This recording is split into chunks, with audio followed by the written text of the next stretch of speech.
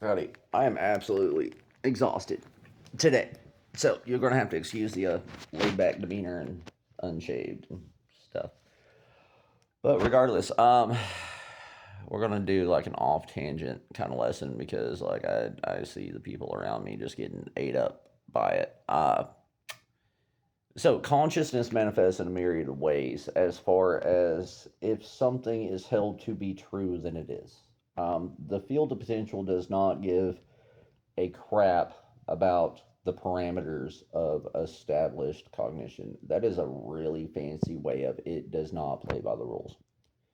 Okay, if something can exist, it does, and everything overlaps. So the people that are down like with Hecate and Kalima and Jesus and God, and it doesn't matter what it is, it's there kind of thing. So here's the overlap is when you are part of a culture that envelops and combines all of these different belief systems, then that means all of these various like deities and thought forms and thought constructs and things are all active simultaneously. They're interacting and they're not. It's a complex concept, but I say that to say this: when you achieve authenticity and you have your light and dark balance to where you're not operating in duality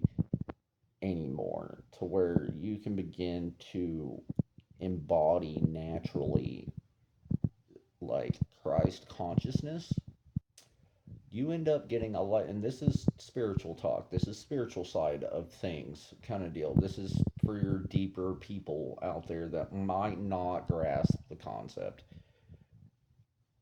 You begin to get a lot of respect on the other side of the veil.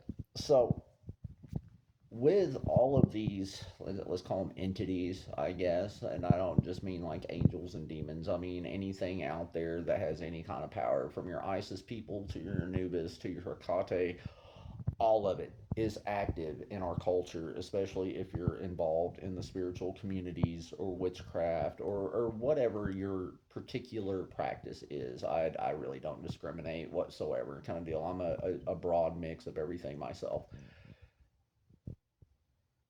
They get bored and they watch stuff.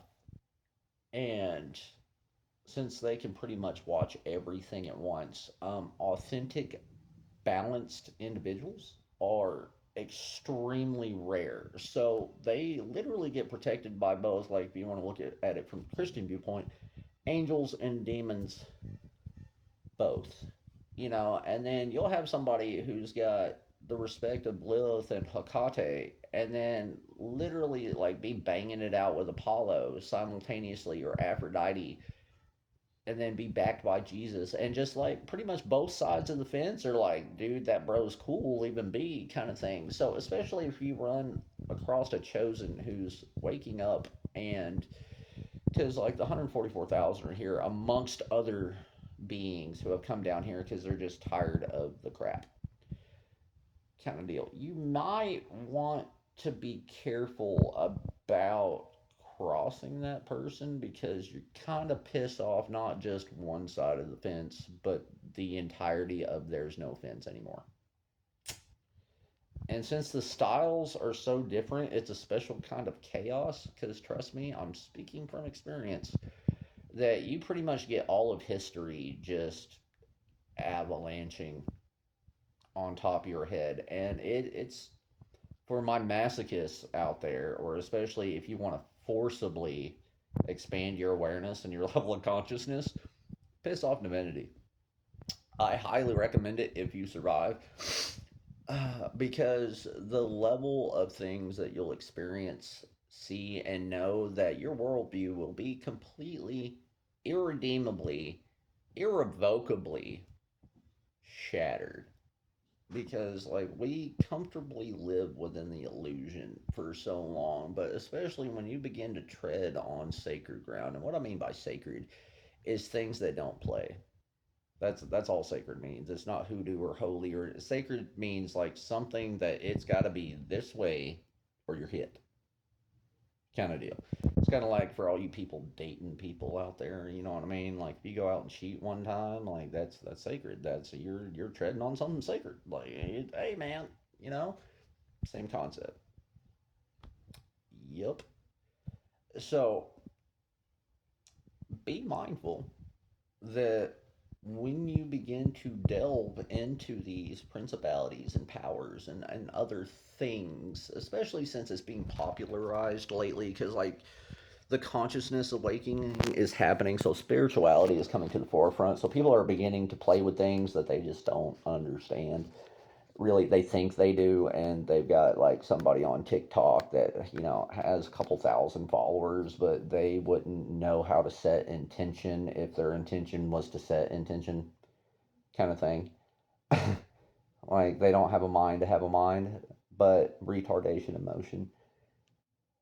Be mindful, because especially too, if you have the chosen or someone who is doing things for the right and or wrong reasons, because the blessing goes both ways, if they're completely balanced, I highly recommend treating that person with respect, love, kindness, and don't mess with them. No, kind of, I'd rather sandpaper a cougar's ass than ever be that guy. So I love y'all. This is your spiritual lesson as far as like everybody that's fussing and fighting out there about like, oh, it's this, oh, it's that. There is no such thing as one predefined way things are. All reality, and I mean it as a singular and multiversal both, is enveloped in the same coalescing onion that you're now sitting in. Because I don't know if anyone told you this, but another term for spirit is energy. And you're sitting in the middle of an energetic realm as a liquid crystal antenna, as a manifestation of consciousness within a 3D construct that is within a 4D linear time frame dictated by a 5D consciousness individuality all the way up the ladder, because there's arguments between 13 and 15, but really the whole dimensional lattice isn't really a thing. I mean, it is and it is not. That's a whole separate deal. But I'll end it simply with this: fuck around and find out. If you're going to be dumb, you got to be tough. But if you're dumb enough long enough, you get real smart. All right? Love y'all.